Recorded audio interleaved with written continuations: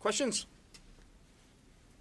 So just to be clear, you just walk me through Sure. the numbers again. This is a program for active duty military? Active duty and active reservists. And the definition of active reservist is that you're drilling monthly, you go to your 2 weeks in the summer. Yes. And so CUNY says they have roughly 550. Right. SUNY, the number is unknown. They don't track it based on funding, so they haven't been able to give us a number. So what we've done is we've looked at the 20% of military-wide, and we've applied that number. And that's how we came up with the 9,000 in the state. But we don't know of that 9,000 what percentage goes to private school versus a SUNY school. But this would only obligate SUNY and CUNY, correct? Correct. Not private, but I guess you cannot.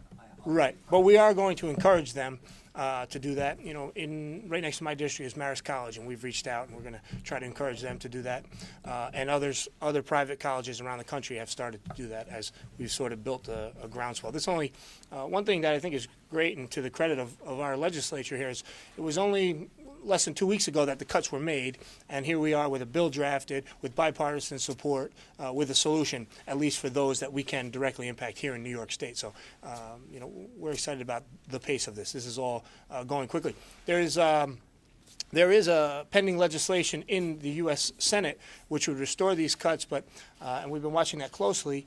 This says we'll take care of them if it's not fixed. So if the feds fix this, then this bill would not actually apply. However, there was an Army Times article over the weekend which said it's very unlikely that the feds are going to fix this because it's sort of like a game of chicken from both sides on sequester, and nobody wants to make the first exception because then there'll be more exceptions. So we're stepping into the breach as a state who wants to take care of the veterans in this state.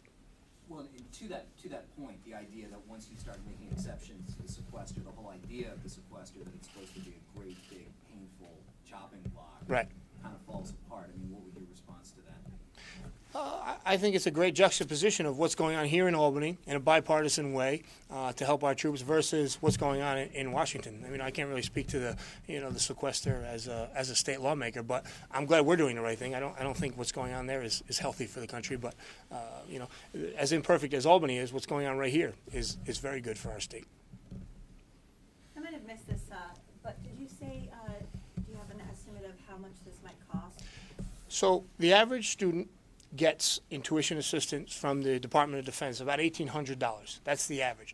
But we're not asking SUNY to pay that bill. We're just saying if the person's tuition is X, reduce it by whatever they were getting in tuition assistance. So there's no fixed cost to SUNY. In other words, in $1 million system, adding a few students, the cost is very, very minimal. It's a marginal cost, to use an economic term. So it holds those students harmless from the sequester cuts? That's a very good way to put it. We should have had that in our press release. Well said. Well said. And it actually, in some ways and in some circumstances, could help SUNY, because if you were going to school full time, which some people do, and you know, $4,500 out of the $5,500 was covered, and then all of a sudden Washington pulls away the $4,500, you're not going to school anymore. So SUNY would lose that revenue anyway, and they wouldn't even get the balance, that additional $1,000 in that case. So in some ways, it's actually keeping funding going to SUNY. You know, one of the reasons it's difficult to calculate. But the cost will be minimal. All the research says that the cost will be minimal, a fraction of the actual $1,800 that these students were getting from the federal government. I understand, given the nature of the sequester, why this is rapid for the way legislation usually works. But inevitably, it seems like it takes a while.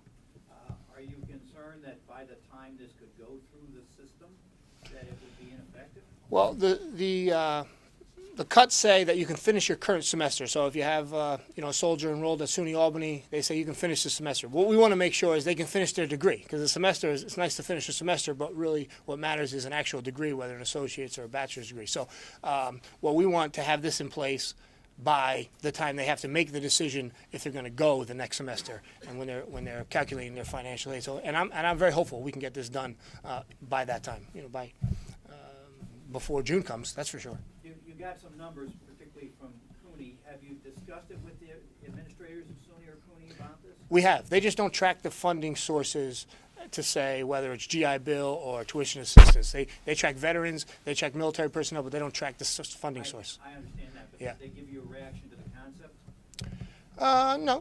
No. Not hot or cold one way or the other. I have an off-topic question, if that's okay. your Hudson Valley colleagues, Assemblyman Steve Katz, was ticketed on Thursday for speeding and possession of marijuana. Yeah, but come on, we're trying to keep this focus on the veterans, not something salacious, you know? That's a 4-day-old story. I understand, and that's why Yeah. we're here, but, you know, we only have so many opportunities to talk to lawmakers, so I just wanted to see if I could get a reaction from you or any of your colleagues here. We're not the one to ask about that. You'd have to speak to Mr. Katz, I think. I agree with that. Any other questions on topic?